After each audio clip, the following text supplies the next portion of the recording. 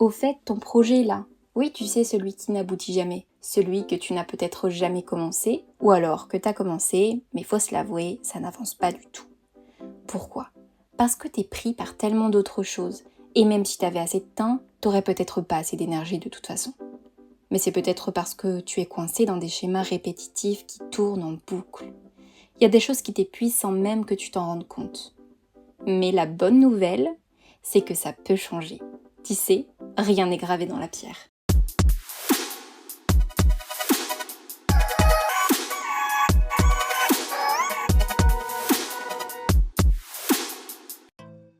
Dans cet épisode, je vais te parler d'un art. C'est un art particulier. L'art de n'en avoir rien à faire. Mais oui, c'est un art.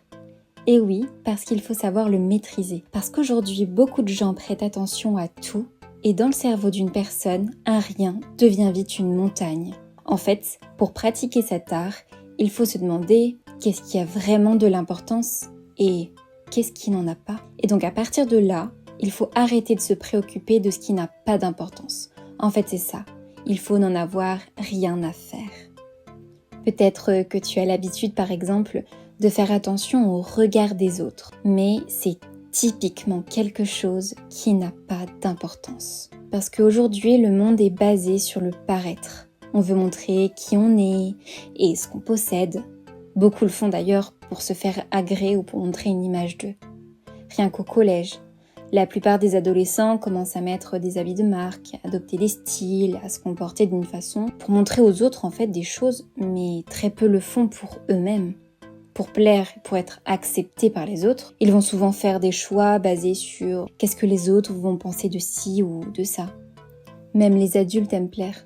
Donc, beaucoup vont faire selon le regard des autres pour prendre des décisions de carrière, d'achat, de style et autres, parce qu'ils se disent que s'ils font un tel choix, aux yeux des autres, ça va faire bien. D'autre part, il y a certaines personnes qui ne veulent pas qu'on pense des choses négatives à leur propos, parce qu'elles se disent que si ça arrive, c'est qu'on les aime pas. Par exemple, si tu dis à une femme une critique sur elle, imaginons tu lui dis qu'elle parle trop, elle va peut-être se dire qu'elle te saoule et que par conséquent, tu ne l'aimes pas. Ça veut pas dire que c'est le cas, bien sûr, mais c'est ce que certaines pourraient penser. Ce qui est le plus embêtant dans l'histoire, c'est que ceux qui sont victimes de ça, le fait d'accorder de l'importance au regard des autres, eh bien en fait ne le savent même pas. Ils sont prisonniers sans le savoir. Pour ma part, j'ai trop longtemps été influencée par cette mentalité. J'ai attaché beaucoup trop d'importance à ce que l'autre pouvait penser de moi. Un jour, je me suis même demandé, mais en fait, qui est-ce que je suis moi vraiment ? Je me suis dit, mais en fait, j'ai pas de personnalité, puisque je base mes choix sur ce que l'autre va penser de moi, et pas sur ce que je veux moi vraiment. Et si toi aussi tu te sens beaucoup trop influencé par le regard des autres, dis-toi que en fait tu contrôles pas ta propre vie, puisque tu laisses aux autres le pouvoir de te dicter quoi faire, de contrôler ta vie. Le fait de te soucier de ce que les gens peuvent penser de toi, ça peut t'empêcher d'accomplir des choses. Mais là on parle d'art, c'est ça aussi être un artiste. Faire son truc sans se soucier de ce que les gens vont en penser. Et des gens talentueux qui n'ont pas compris ça peuvent être freinés. Ça peut les empêcher de se lancer. Quelqu'un qui voudrait devenir youtubeur, par exemple, pourrait ne jamais se lancer par peur et se dire « Mais les gens, mes amis, ma famille vont peut-être trouver que mes vidéos sont ridicules. » Parfois, on a tendance à imaginer le pire et en fait, ça n'arrive jamais. En plus, tu gâches ton énergie mentale à penser sans cesse au regard des autres sur toi. Mais essaye de relativiser sur les choses.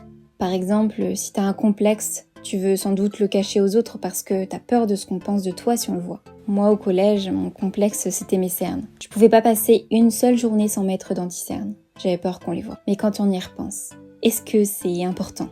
Non, de une, même si j'en mettais pas d'anti-cernes. Probablement que personne n'aurait vu la différence. Et de deux, même s'il y avait quelqu'un qui voyait mes cernes, en fait, qu'est-ce que ça change ? Est-ce que ça aurait eu un réel impact dans ma vie ? En quoi ça aurait été important ce qu'il en pense ? Bah oui, j'ai des cernes, et alors ? Qu'est-ce que ça peut faire ? La preuve, c'est qu'aujourd'hui, moi-même, je m'en fiche de mes cernes. Donc tout ça, en fait, c'est dans la tête. Donc clairement, le regard des autres, c'est pas important. Parce que tu es qui tu es.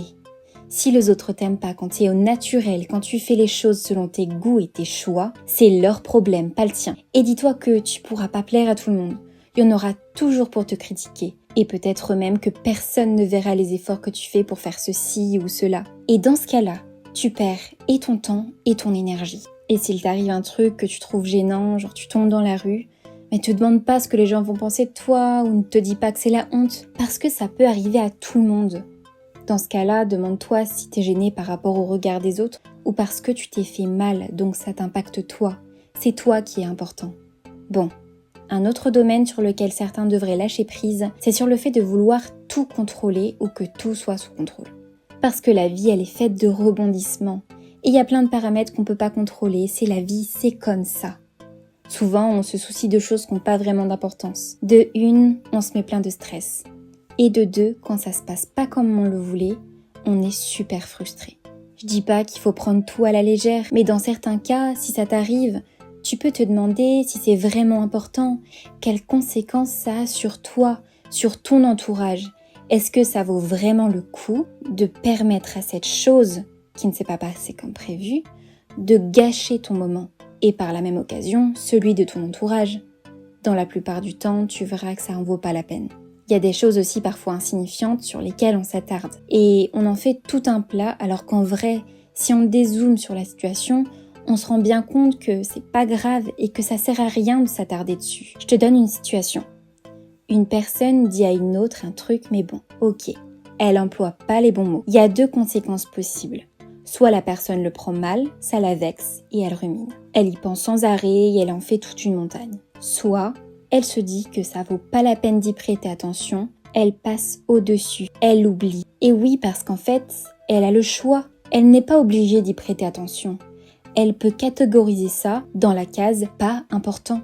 Les conséquences, elle pourra se concentrer sur autre chose, des choses qui lui font plaisir, des choses importantes. Elle refuse de se laisser atteindre. C'est une muraille.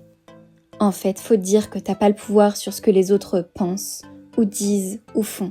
Mais par contre, t'as le pouvoir de contrôler à quel point ça va t'atteindre toi. L'art de n'en avoir rien à faire, c'est ça, c'est comme un bouclier. Ça va t'éviter que les autres te fassent du mal, ça va t'éviter de souffrir. Ne permets pas aux autres, qu'ils le fassent exprès ou non, de t'atteindre. Parce qu'en fait, faut te dire que tout ça, ça te prend de l'énergie. Le monde autour de toi t'en prend déjà assez. Alors n'engage pas pour des choses qui n'en valent pas la peine.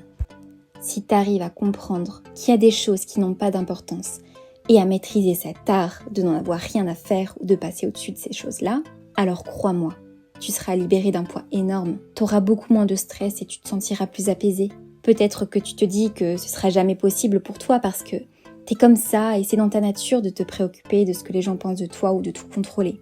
Mais tu sais, c'est comme tout art, ça s'apprend. C'est vrai, il y en a qui ont ça dans le sang. Il y a des gens qui s'en fichent de tout et qui portent pas d'importance à ce qui les entoure tant qu'ils sont dans leur monde. Mais toi aussi, tu peux arriver à pratiquer un minimum cet art.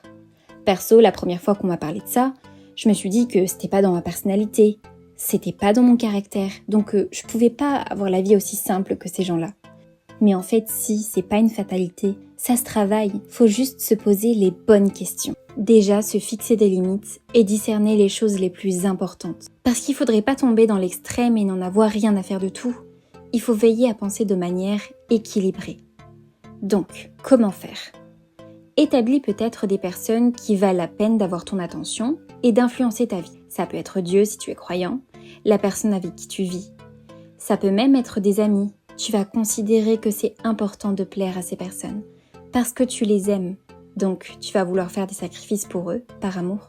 Après, si des amis bienveillants te donnent des conseils, tu vas peut-être aussi considérer que c'est important de les écouter, que ça vaut le coup d'y prêter ton attention. L'humilité, dans ce cas-là, pourrait t'aider. Et oui, les autres peuvent nous faire grandir.